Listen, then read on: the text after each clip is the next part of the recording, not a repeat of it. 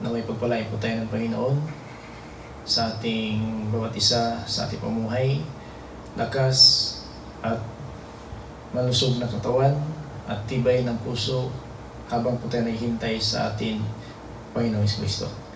Sapagkat mga kapatid, haleluya, ito po ang napakahalaga sa harapan ng Diyos na mapakinggan po natin ang kanyang mga salita dahil po na ayon ng Panginoon may isang mapahamak na di ang lahat sana ay makakamit ng pagsisisi at tumalikod sa masamang pamumuhay. So, nais ng Panginoon na sa ating pamumuhay ngayon sa bawat araw ay ituwid po ating pamumuhay kasi hindi po tayo makaiwas talaga ng mga pagkakamali sa bawat araw, sa ating mga pag-iisip, sa ating mga naramdaman, sa ating mga pananalita, at lalo na po sa ating mga ginagawa ay may kasama po ito ng hatol at may kasama ito ng kalayaan. So, dahil po sa ating bawat isa ngayon, habang po tayo may sito sa katawan na ito, ay hindi po tayo makaiwas ng pagkakamali dahil ang katawan nito talaga ay naging haleluya, alipin ng kasalanan habang nabuhay pa po itong katawan natin. Kasi ang kabayaran talaga ng kasalanan ay kamatayan. So meaning, kapag buhay pa po tayo, ibig sabihin ng kasalanan ay nananahan pa rin pa sa atin. Kapag namatay na po tayo, ay maalis na talaga sa atin ang kasalanan. Na yung pinakasulat mga kapatid, sa Roma 6, versikulo 7, na sapagkat ang taong patay na, ay napalaya na siya sa kasalanan. So, ibig sabihin mga kapatid, habang buhay pa po tayo, ang kasalanan talaga ay nanirahan po sa ating kalooban. Ito po ang ating pag-iisip, ating naramdaman, ang ating pananalita, galing sa loob po yan. So, yun po ang sanhi ng pagkasala ng tao, at ito po ang dahilan na bakit po malayo po tayo sa Panginoon, dahil ang lahat ng gumagawa ng kasamaan o kamalian ay kampo ng Diablo. So yun po ay nakasulat, haleluya, sa 1 John chapter 3 in verse 8. Na ang lahat ng nagkakasala ay kampo ng Diablo. Kaya mga kapatid, napakahalaga po ngayon na sa ating pamumuhay dapat malaman natin kung ano talaga ang dapat gawin natin. No? Huwag natin hayaan na itong natirang buhay natin sa libutan ay hindi natin mapakinabangan. No? Ibig ko sabihin, sa ating panahon ngayon, mayroong mga tao talaga na hindi sumusunod ng layunin ng Diyos. Ang sinusunod lang po nila yung kanilang mga iniisip. Ang sinusunod lang po nila ang nais nila na sabihin natin nakakasaya sa kanilang mga paningin at sa kanilang katawan. Ano ba ang nais nila? Ayun po ay ginagawa nila. Pero mga kapatid, tandaan po natin, hindi po ito ang nais ng Panginoon na sa ating pamumuhay talaga ay hanggang sa salimutan lang po tayo na nangangarap. Kasi ang pangarap natin dito sa libutan ay mawala lang din, no? Tulad ng mga bagay na nakikita po natin ay dito sa libutan ay mawala din itong lahat, langit at saka lupa. Ito po ay mawala, haleluya, sa panahon na hatulan at tapusin ng Panginoon ang lahat ng bagay. So ngayon mga kapatid, sa ating pamumuhay nais ng Panginoon na mag-ingat po tayo at pahalagaan po natin ang mga panahon na tira po sa atin. Kasi ang ating buhay talaga mahalaga sa harapan ng Diyos. Mahalaga talaga ang buhay natin sa Panginoon. Dahil yun talaga ang dahilan bakit po naparito ang anak ng Diyos upang po tayo na iligtas, no, sa ating mga kasalanan. Upang na tayo po talaga ay makamit ng kapayapaan, biyaya at kagandang loob na atin Panginoong Hesukristo. So sa ating panahon niya mga kapatid, haleluya, hindi po ang basihan ng kaligtasan natin ating samahan at hindi po basihan ang kaligtasan natin sa ating mga tuwid na gawa. Yung kaligtasan talaga galing sa Panginoon, yun po ang nais natin pagkaisipin at yun po ang pahalagaan natin kung paano tayo makamit ng kaligtasan. Ano ba talaga ang gagawin ng tao upang na tayo maligtas sa sanlibutan na ito? So maraming mga bersikulo at maraming, haleluya, mga hinanda natin na salita ng Diyos upang na malalaman natin at pahalagaan natin ang mga panahon na ito na upang na sangka po tayo sa salita ng Diyos at malaman natin ang katotohanan. So wala na po tayong oras mga kapatid na sa ating bawat isa ngayon kasi ang Biblia po ay nagsasabi na malapit na talaga ang panahon. So either na yung buhay natin ang mauna o yung pagpaparito na ating Panginoon Kristo. So kaya mga kapatid, habang po tayo naghintay ng kagandang loob ng Diyos, ay pinagsabihan din ng Panginoon upang na itong ating pananampalataya sa Panginoon na hindi po ito masayang. Ay ibig kong sabihin, praise God, hallelujah, na sa panahon na tayo po isinilang dito sa libutan, ay meron na tayong daan na dapat natin dadaanan. Iwasan mo man yan, hindi ka makaiwas.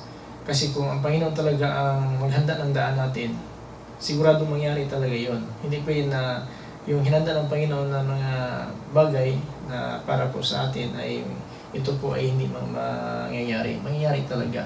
So ibig sabihin sa mga bawat isa sa atin ngayon, alam ng Panginoon kung hanggang kailan talaga ang buhay natin at yung po ang dahilan na ang Panginoon po hanggang ngayon ay nagbigay sa atin ng pagkataon na malaman natin ang ating gagawin upang na makamtan na talaga natin ang buhay na walang hanggang. So wala naman tayong sigurong hinahangad na mas mahalaga sa atin ang buhay na walang hanggang. Kaya nga tayo ngayon, pag may sakit po tayo, tagpo po tayo sa doktor at magpa-check up po tayo upang makainom tayo ng gamot. So yun talaga ang nais natin ito sa libutan. Pero yung isa pa, yung pinakamahalaga mga kapatid, yung po ang buhay na walang hanggang na pinapangako na ating Panginoon. Paano natin makamit yun mga kapatid sa ating panahon ngayon? Ano ba ang gagawin ng tao? Ano ba ang gagawin ng tao upang na ang kaligtasan talaga ay makamit talaga natin yun? Makamtan. Praise God, hallelujah.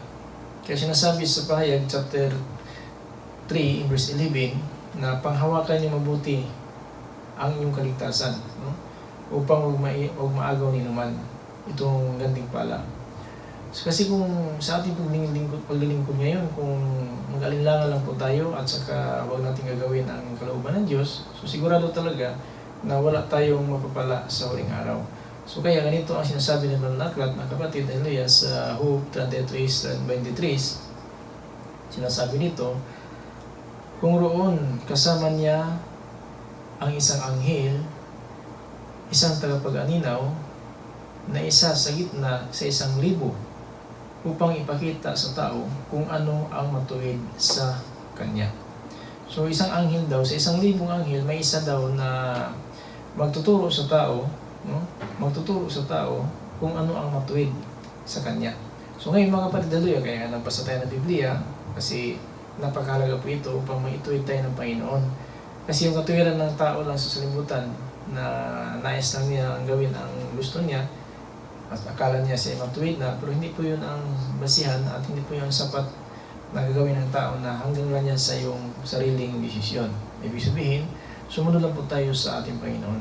Kasi ang Banal na Aklat po, ito po ay sinusulat po ng mga apostol upang dito tayo kukuha po ng basihan na ang kaligtasan talaga natin ay makakamit talaga natin yan sa huling araw.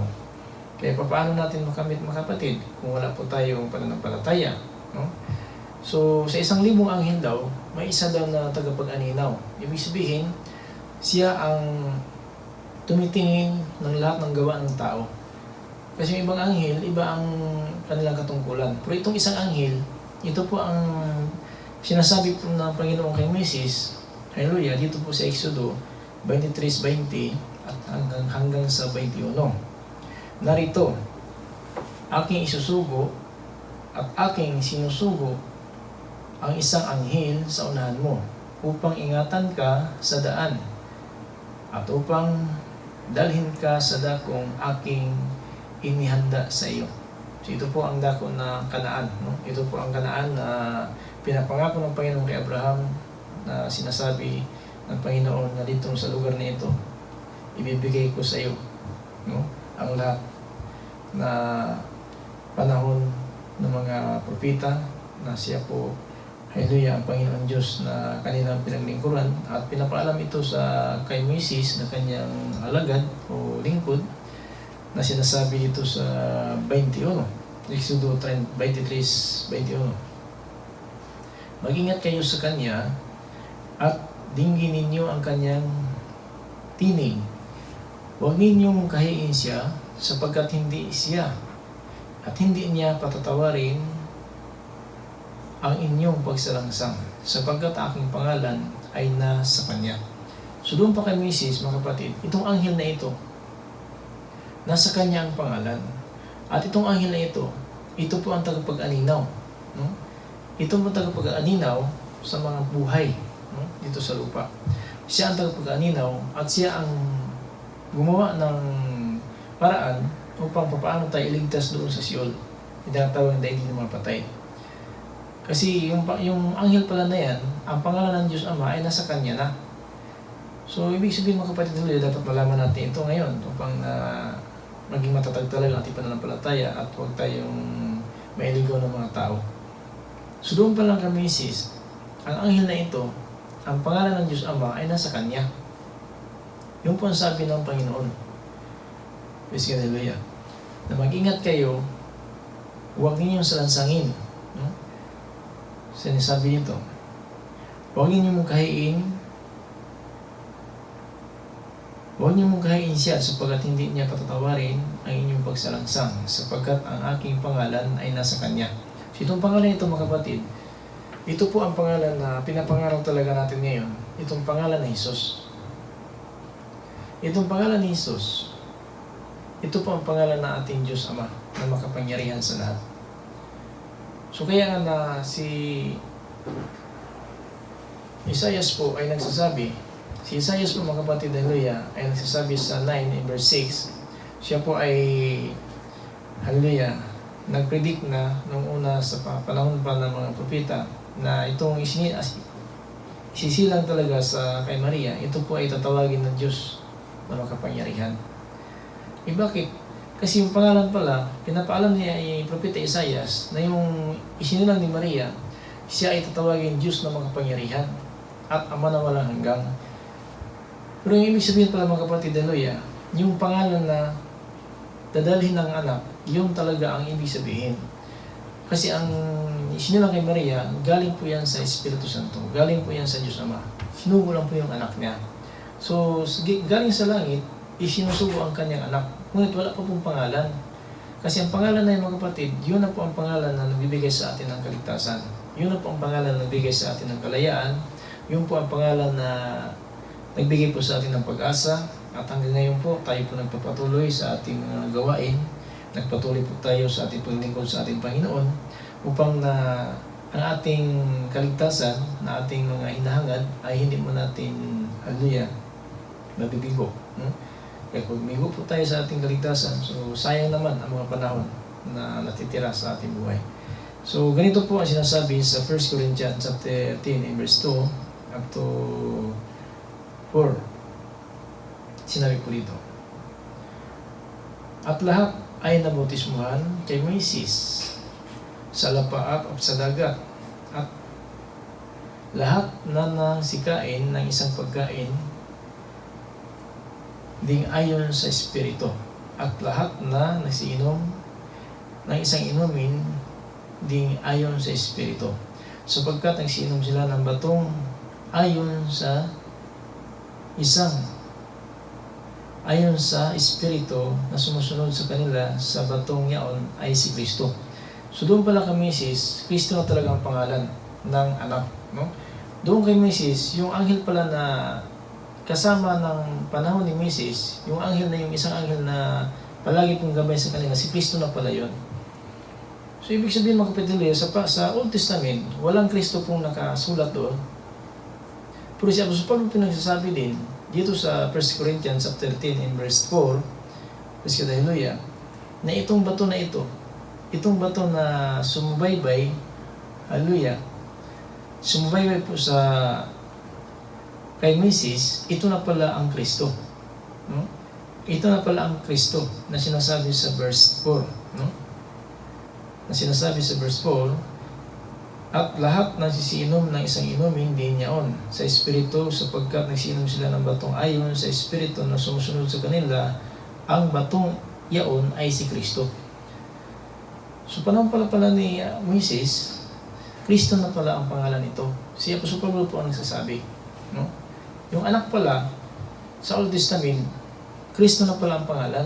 Si Apostol Pablo na po ang nagsasabi dito sa New Testament, na yung sumababay kay Moises, na isang bato, yung anghel na sinasabi isang bato, pundasyon, na yun po ay pinatunayan ng Panginoon na yung bato na yan, palulukan po, no? Panulukan. Ito po isang pundasyon natin sa ating samahan, ating Panginoong Kristo.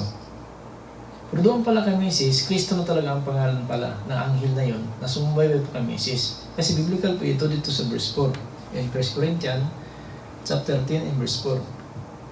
Na ang lahat daw nagsisinom ng inuming espiritual at ang pagkain espiritual. No? Ibig sabihin, ang utos po ng Panginoong kay Moses, yun po ang tinatawag na nag-iinom ng espiritual. No? At saka yung paggawa po nila para din na umiinom sila ng espiritual at kumakain sila ng pagkain espiritual. Kasi yun lang po ang nais ng Panginoon na ang salita ng Diyos, pinapaalam sa kanila at yung gawin nila. So dalawa lang po yan.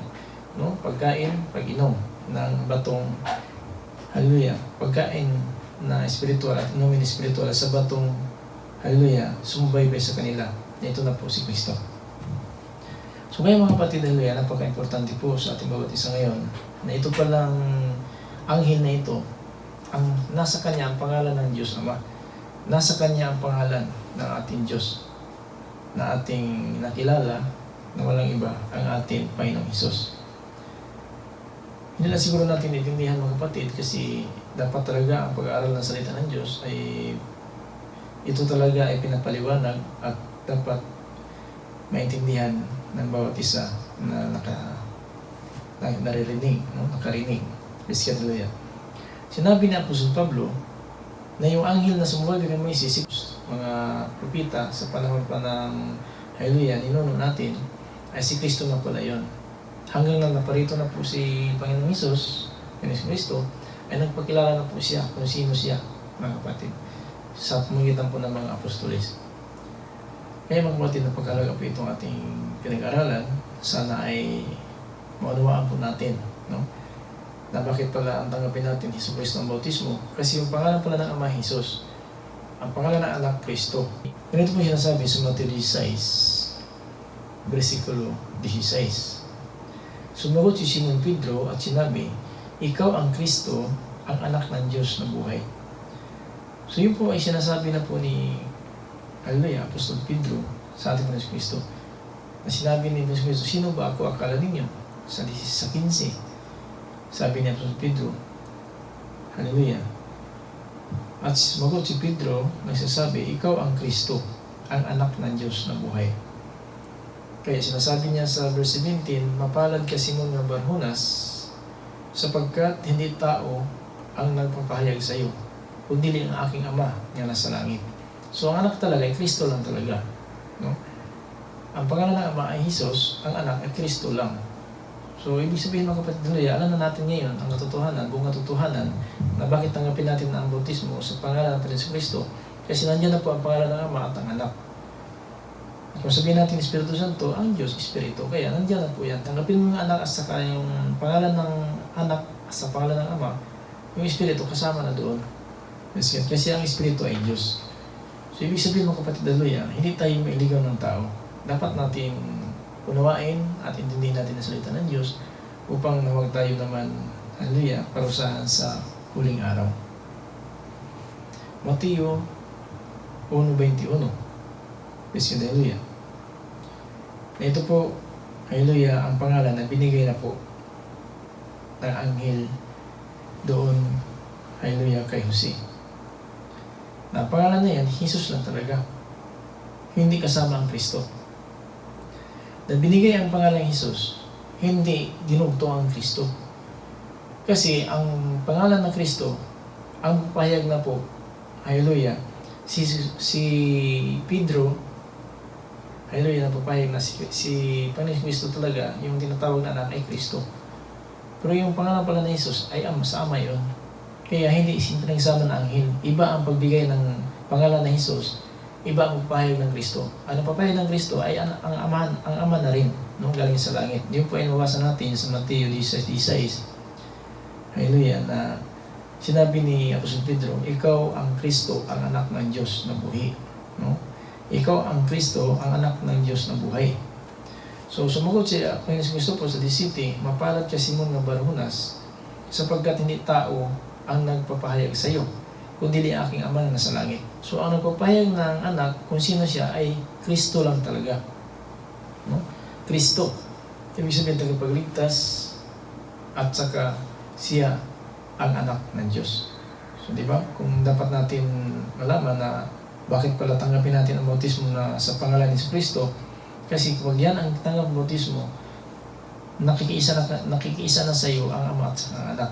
At ang Espiritu Santo, yun po ang Diyos. So kasali na po yan. Kung ang pangalan ng Diyos Ama ay Jesus, alala na po yung Espiritu Santo. Kasi ang Espiritu ay Diyos. So dapat pala ang bautismo natin in the name of Jesus Christ. Hindi po in the name of the Father, and the Son, and the Holy Spirit. Hindi po yun. Kasi yun po ang katuparan na po na papahayag na po ang mga apostolis sa panahon na po na Pentecostes. So yun po napakahalaga mga kapatid sa ating bawat isa. Dapat natin palagaan ang salita ng Diyos. Upang tayo iligaw ng mga tao. Kasi patuloy po tayo nag-aral at napakahalaga po itong pangalan na ito na magkaisa po tayo dito. Kasi ang pangalan na itong pangalan ni Jesucristo, ang pangalan ng Ama at ng Anak, Jesucristo, ay walang katapusan ang pangalan na ito. No? Ngayon, kahapon, ngayon, ang darating. No? Magpakailanman. So kaya, napakahalaga po ito na malaman natin sa gabi nito, kahit na po minuto lang po tayo, pero mahalaga na po ito sa Panginoon kasi marami tayong matutunan dito mga kapatid. Tanong po natin na binigay pa ang pangalan ng Jesus, hindi kasama ang Kristo. Ang Kristo naman na pangalan, ang pangalan na tinatawag ng Kristo, ang pangalan niya ay Kristo, ang Ama na rin ang nagpapahayag kang Pedro. No? Nababasa natin yan sa Mateo 16:17. Sabi ng Kristo, mapalad ka Simon ng Barjonas, sapagkat hindi tao ang nagpapahayag sa iyo, kundi ang aking Ama na nasa langit. So sino pala yung anak? Kristo lang talaga. Ang pangalan ng Jesus, pangalan po yan ng Ama. No? Para maintindihan natin ang kasulatan. Pangalan ng Ama po yan. No? Kasi hindi naman sabihin natin mahirap intindihin. Kasi alam naman natin na ang binigay ng anghel ay Jesus lang po. Ang Kristo na po, ang Ama na rin ang nagpapatunay doon na sa panahon ni Apostol Pedro. Na sinabi mo ng Kristo, mapalad ka Simon ng Barjonas kasi hindi tao ang nagpapahayag sa iyo, kundi ang aking Ama na nasa langit. Yung pangalan pala na Kristo, anak lang talaga. Ito po yung sinusulat ni Apostol Pablo sa 1 Corinthians chapter 10 and verse 4 na yung bato na sumubaybay kay Moises, si Kristo na pala yun. No? Maliwanag po dito sa 1 Corinthians chapter 10 and verse 4. At lahat ay nagsisiinom ng isang inumin, di niyaon espiritu, sapagkat nagsiinom sila ng batong ayon sa espiritu na sumusunod sa kanila, ang batong iyon ay si Kristo. So si Kristo na pala yung una. No? Kaya pala sinasabi ng Apostol Pablo sa Hebreo in chapter 13 in verse 8, si Jesucristo noong una. Dito pala sa unang Korinto, siya pa rin nagsasabi, si Kristo noong una. No? Praise God, hallelujah. So kaya mga kapatid, wala na talagang ibang pangalan na tanggapin natin. Hindi po Father, Son, Holy Spirit kasi hindi pangalan yun. Ang pangalan ng ating Diyos Ama ay Jesus at ang pangalan ng anak ay Kristo. Kaya bautismo natin in the name of Jesus Christ. Yun po ang totoo at dapat natin paniwalaan. In 1 Corinthians chapter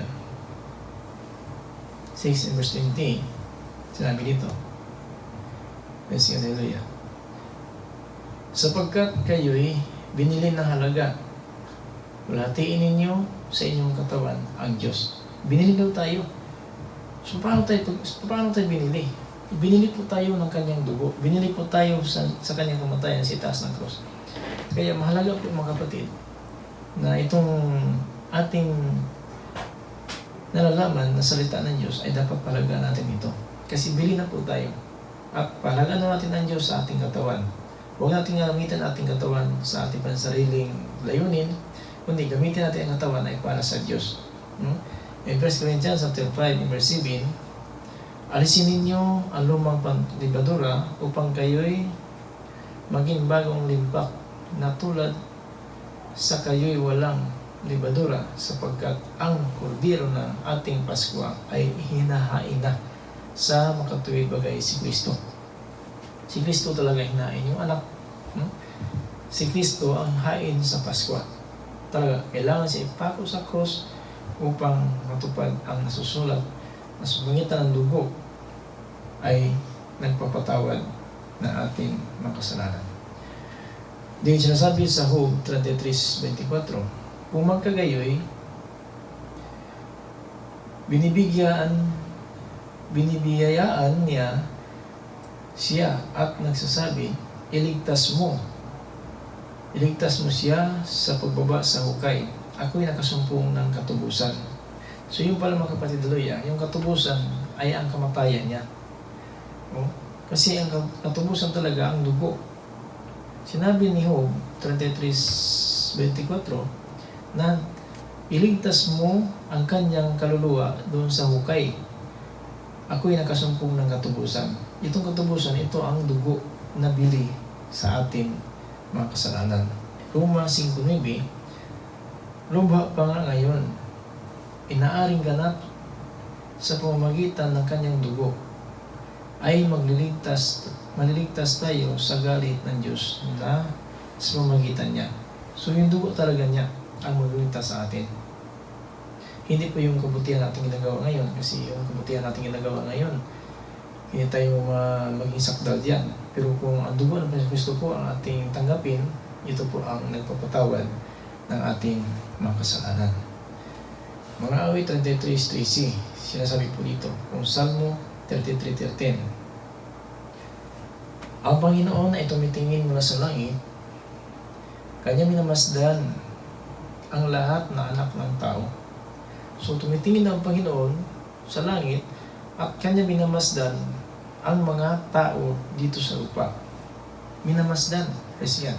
Verse 14, mula sa dakong Kanyang tahanan ay tumitingin siya sa lahat ng mga nanahan sa lupa. Doon daw sa dakong tahanan, sa Kanyang bahay, doon sa ikatulong langit, pangatlong langit, ay tumitingin siya sa lupa at hinahanap daw niya ang mga tao na naghahanap sa Kanya. Tumitingin siya sa lahat ng nananahan sa lupa. So, tinitingnan tayo ngayon. Anong ginagawa natin? Alam ng Panginoon yan. Kasi hallelujah. Kaya dito sa Malakias 3:16, na magkagayoy silang natatakot sa Panginoon ay nagsap-usapan at pinakinggan ng Panginoon ang kanilang mga sinasabi at dininig ang isang aklat ng alaala ay nasusulat sa harapan niya para sa kanila na nangatakot sa Panginoon at gumugunita sa Kanyang pangalan. Ay pangalan na ito ngayon, pinapalagaan po natin at pinapangaral po natin. Gunita tayo sa pangalan na ito upang na ang ating pumuhay talaga ay maunlad at may pagpapala at may hallelujah, buhay tayo na walang hanggang sa huling araw. In 1 Peter chapter 3 in verse 10, sapagkat ang nagnanais na umibig na buhay, pakinggan po natin, sapagkat ang mga nagnanais na umibig na buhay ay at makikita ang mabubuting araw ay magpipigil ng kanyang dila sa masama at ang kanyang mga labi huwag magsalita ng daya. So ito pala mga tao, nais daw natin makakamit ng buhay, ay iingatan na natin ating pananalita sa bawat araw at layuan natin ang mga masama at huwag tayo magsasabi ng mga hindi nakakabuti sa ating kapwa at sa kanya ay labi ay huwag magsalita ng daya. So kailangan talaga mag-ingat po tayo sa ating pananalita, sa ating mga pag-iisip, sa ating ginagawa. Ganoon lang po yan mga kapatid, no? Pag-ingatan po natin ang ating bawat isa. 11, sinabi po dito sa verse 11, at tumalikod siya sa masama at gumagawa ng mabuti. Hanapin ang kapayapaan at kanyang masundan. No? So ito talaga ang sikreto, mga kapatid, kung nais natin na mapayapa ating buhay. No? Tumalikod tayo sa masama, huwag na tayong gawin ang masama. Hallelujah, kundi ang mabuti na lang ating gagawin. Hanapin ang kapayapaan. Ibig sabihin, kailangan na mahinahon po tayo sa araw ng mga problema, sa araw ng mga pagsubok, sa araw ng mga kapighatian. Mahinahon lang po tayo. No? Alam natin ng Panginoon, kaya niya ang lahat ng bagay na hindi natin makakaya.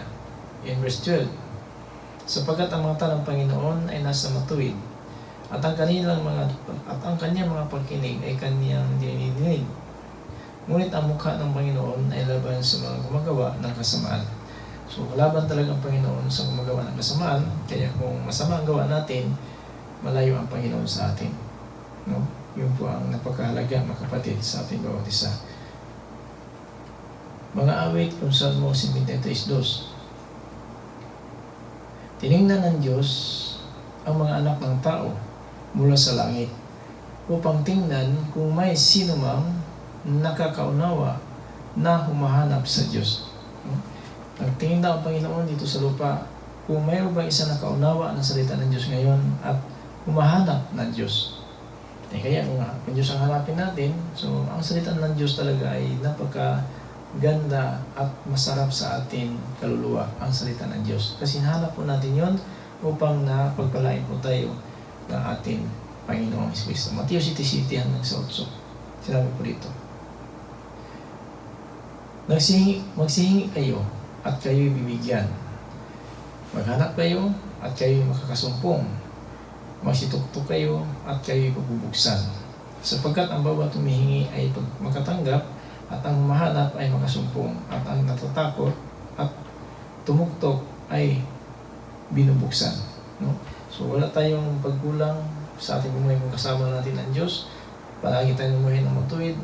Lahat ng ating kahilingan ay gagawin ng Diyos yan. Alang-alang po sa ating kabutihan na ginagawa, ay gantihan po tayo ng Panginoon ang kabutihan, no, sa ating pamumuhay. Kasi napakalaga po ito, mga kapatid, sa ating bawat isa. Yung last verse, dito tayo magtapos. Sa Pahayag chapter 1 and verse 3, mapalad ang bumabasa at ang aklat ng pakinig at ang nakikinig sa mga salita ng hula at tumutupad ng mga bagay na susulat doon, sapagkat ang panahoy malapit na.